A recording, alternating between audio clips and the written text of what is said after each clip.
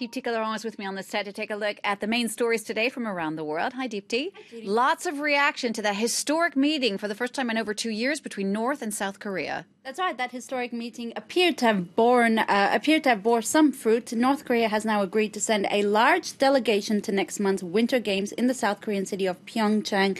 This itself is a milestone decision because the North has only ever sent small delegations. That's what the New York Times explains. And this delegation will even include cheerleaders and a performance art troupe. Now, the South, for its part, is looking to hold military talks and possibly arrange a family reunion for families separated by the border. The New York Times notes that Pyongyang is really, Seoul is really hoping that a lull during the Games may pave the way for negotiations between Washington and Pyongyang after the Games.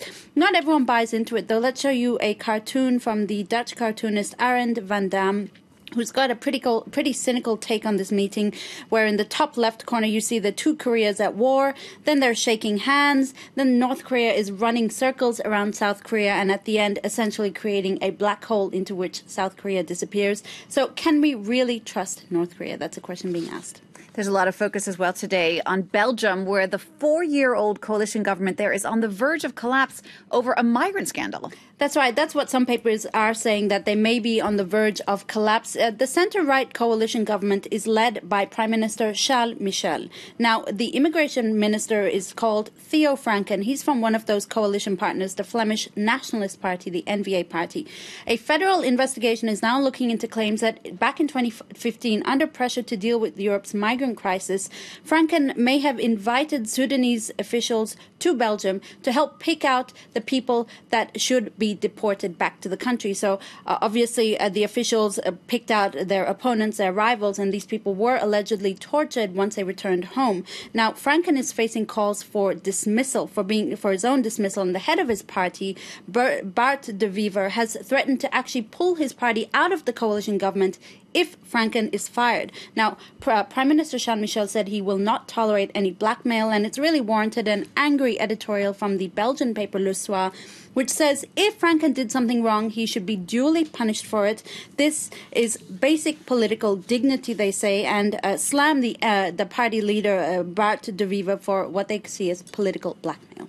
Next now to the States, where the press is going crazy over that speech by Oprah Winfrey, the television talk show host, at the Golden Globes. It's got everyone wondering if she might be making a bid for the presidency. That's right. And it's spawned a lot of opinion pieces in the press today saying, don't do it at all costs. Please don't run for the White House in 2020. That's at least what the New York Times says. They've penned a piece urging Oprah against a possible bid, saying even if the general feeling is that she'd probably be a better president than Donald Trump, who set the bar so low that she could only be better than him, nonetheless, President Winfrey is a, quote, terrible idea, and it also underscores the extent to which Trumpism has sort of invaded our lives now. I quote, the ideal post-Trump politician will be at the very least a deeply serious figure with a strong record of public service behind her. Now, you might be wondering, what does Donald Trump think of all this chatter about an Oprah bid? Well, a Twitter cartoonist has imagined the U.S. president watching the news at home, eating takeout as we know he loves to do, and coming up with some catchy mean girl names to take down his rival Oprah, like Nopra or Dopra, or my favorite, Oprah Lose Free. Deepti, you did find a piece, though, in Slate that said Oprah Winfrey was not really announcing a presidential bid.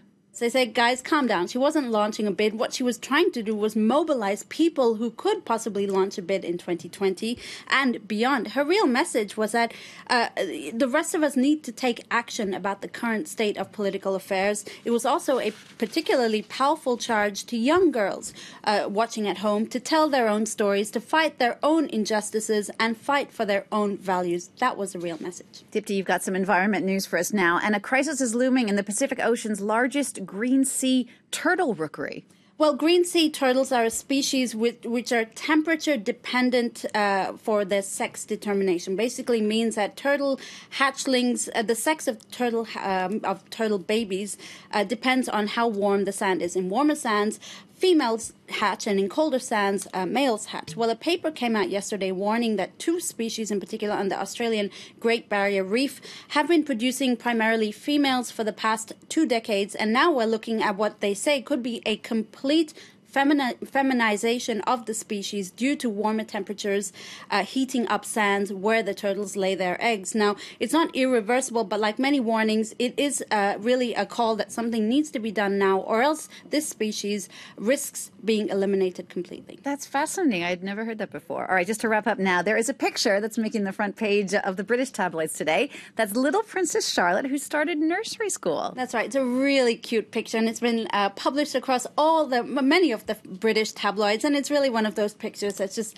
warms your heart, doesn't it? 2-year-old Princess Charlotte, or Princess Poppet, as the Daily Mail says, is attending a £3,000 per term nursery school in London full-time, but she looks pretty ecstatic to be starting school there. She was looking quite chic in that red coat and the red Mary Janes. Incidentally, this picture and others that we've seen of her first day were taken by her mom, Kate Middleton, herself an avid photographer. I guess all little sisters want to be like their big brothers, no matter if they're a princess or not. Dipti, thank you so much for that. Dipti Laurent there with that look at the press review today. You can get a closer look at that, of course, on our website. The address is france24.com.